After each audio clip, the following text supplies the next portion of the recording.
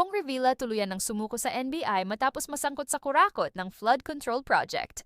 Tila nitong January 19, ginulat ng lahat ng maglabas ng kanilang warrant of arrest at hold departure order ang Sandigan Bayan laban kay dating Senator Bong Revilla Jr. matapos maghain ng kaso ang Korte Suprema laban sa kanya.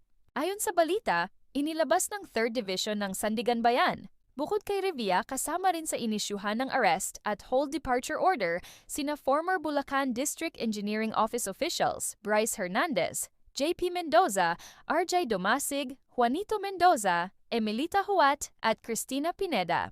Ito'y matapos umano makisangkot ng mga naturang opisyal sa malversation of public funds case.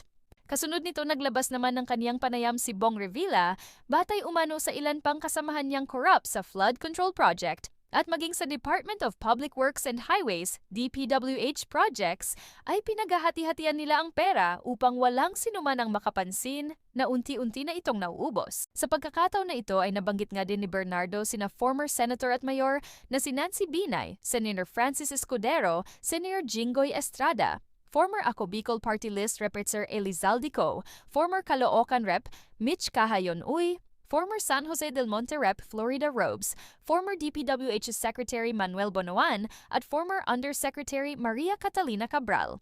Ayon pa sa source, matatandaan nga daw na naganap ang hearing noong November 14, 2025. At dito nga ay kin-close case na ang issue kay Revilla at ilang beses nang nagkakasama sa mga important social gatherings. Senator Revilla later on became a godparent of 2 of my daughters, while I became a godparent to one of his children. Sometime in the 3rd quarter of 2024, Revilla and I met, where he asked for a list of projects for funding ostensibly to help him in his national campaign. When Senator Revilla asked about the percentage of the commitment, I suggested either 20% or 25%, to which Senator Revilla said 25%. Samantala, sa kabila naman nito ay nasa pangangalaga naman ng custody ng Criminal Investigation and Detection Group CIDG sa Camp Crame ang dating senator upang imbestigahan pa ito kung sino-sino pa ang kasamahan nito sa paglustay ng milyong-milyong pera ng flood control project sa Pilipinas.